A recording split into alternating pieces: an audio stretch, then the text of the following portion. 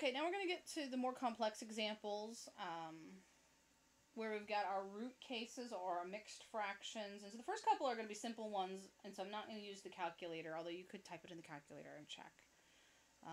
So the first one is x to the 1/4 root equals 3. And so I'm going to take the 1/4 root and raise it to 4. Now, unlike the last examples where I raised it to a fractional power, when I go the other direction, you don't do that.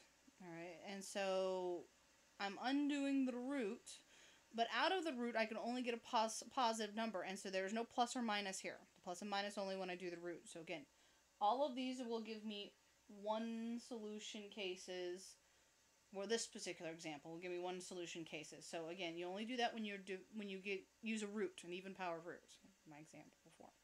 And so this one I'm not using root. I'm using a whole number. All right, root's a fraction. So I'm going to raise this to the 4th. Well, whatever I do to one side, I do to the other side. And so students will often want to do plus minus. You don't here. Even powered roots are always going to come out, when I do this, it's always going to come out positive. So those undo each other, leave me with x. Well, 3 to the 4th is going to come out 81.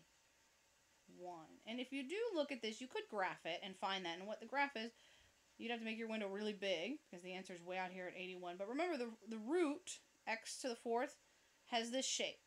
Right, there's the x to the 1/4. And so then if we, typed in our y equals 3, and they intersect only one time, and they would do that at 80. So you could check it graphically. You do have to make your window fairly large in the x direction, because the x answer is at 80. And then so you'd find where they intersect. All right, but that's how that would be solved if you were looking at it graphically. All right, next example. If I have x raised to the 1/5 equals 1/3, well, same thing. I'm going to raise this to the 5th degree, raise this to the 5th degree. Those cancel out. And remember, you raise the entire thing, so it's going to be 1 raised to the 5th and 3 raised to the 5th. So it's going to come out 1 over 3 to the 5th, which 3 to the 5th is a fairly large number, which is 243. Right, again, there's just the one solution. If you graphed this, if you remember what the 1 to the 5th looks like, and this one would be ridiculously small, but the 1 to the 5th, so this would be the original, remember, has this S shape that's coming in. That would be my x raised to the 1/5. And then 1/3 would be somewhere in here, tight, that would be my that would be my answer. 1/3 would be on the y direction. Somewhere here would be my y expression. Y equals 1/3. They intersect there at the very small value, 1 over 243, which again, your calculator would give you whatever the decimal approximation for that is, which again, it would be really small, like 0.004. So they might give you scientific notation. Right, but that's what it would look if you graphed it out, right? There is just one solution in that case. All right, the next example, though, a couple of examples, we're going to get two solutions. These are going to be the mixed cases. So the first mixed case would be if I have x raised to the 2/5 and I want to set it equal to 4. And so remember, I want to get rid of 2/5. So just like we did with the earlier examples where 1/4 I raised it to the 4, or if I had 1/2 I raised it to the 2nd, what I'm raising it to is the reciprocal. So 2/5, if I want to get rid of 2/5, I've got to raise this to the 5/2. And so I have to do the same thing over here. 5/2. Make a note that that half really is the square root of 4 to the 5th. Since I'm taking the square root, I do have, and that's the hard part. There's something I'm going to mess up. That's what I'm going to forget, the plus or minus. Why? These I almost always check my answer graphically to make sure I remember there are two answers to it. And so you've got to remember the plus or minus because I've got the fraction that's an even number. The fraction is a 2 in this case. Well, those two things cancel each other out, leave me with x, and then I simplify the plus minus of whatever 4 raised to the 5/2 is. Now, sometimes you could, if you wanted to, do this in 2 steps. And it might be if you did it in 2 steps. So I get 32 and negative 32 is my answer. It's a little easier to remember that plus minus. So if I think about this x to the 2/5 as x raised to the 1/5 and then squared. And at this step, I want to get rid of the squared by taking the square root of it.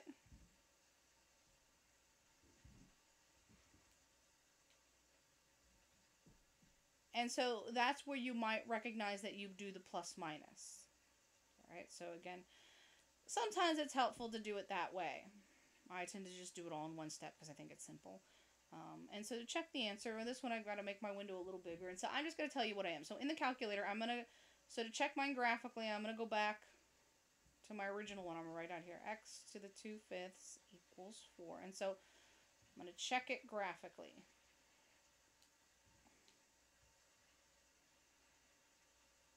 And so in y1 on my calculator, I'm going to type in the x raised to the 2/5. Make sure you're careful. Put parentheses around the 2/5.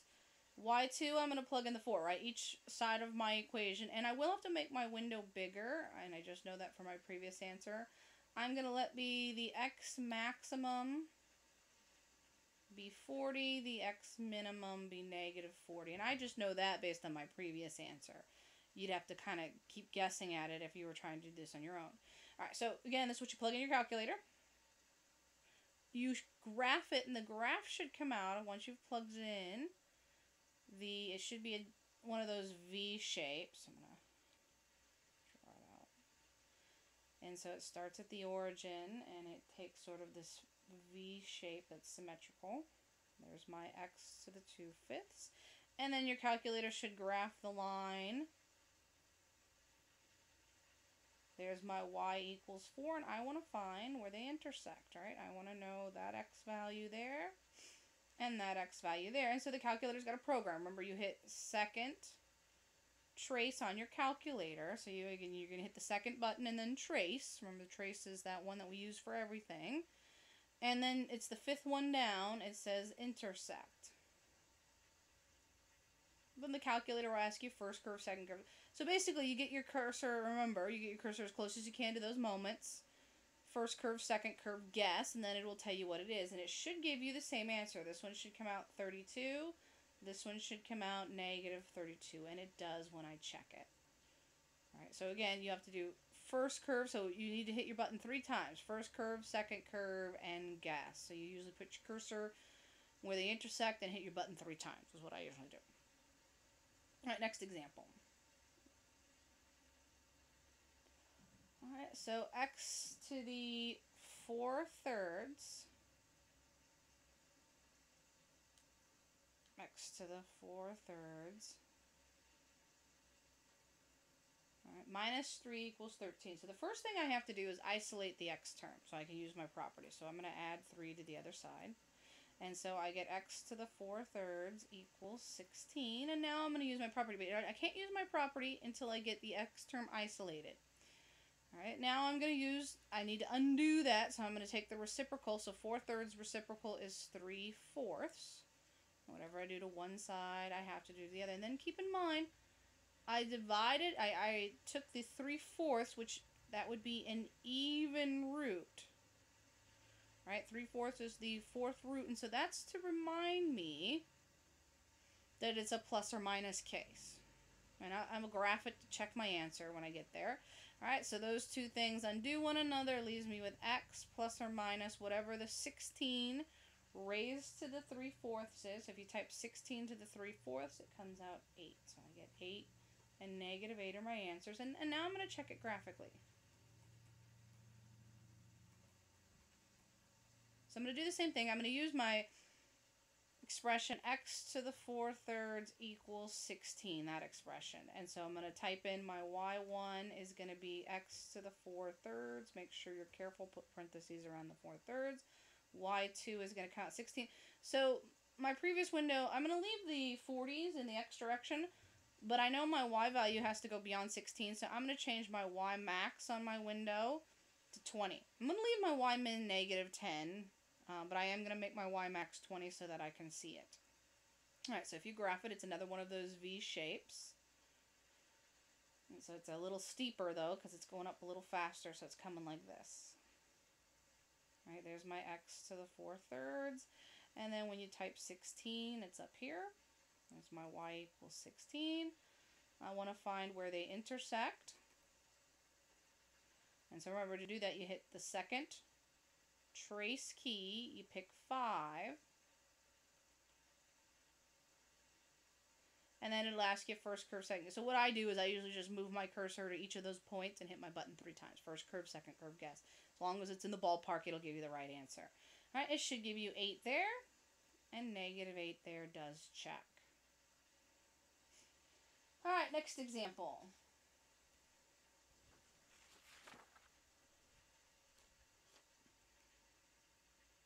So I've got 2x to the 3 halves plus 5 equals 21. So this one I'm going to have to do a little bit of work to get me down to what I want. So first thing I'm going to do is move the 5 over.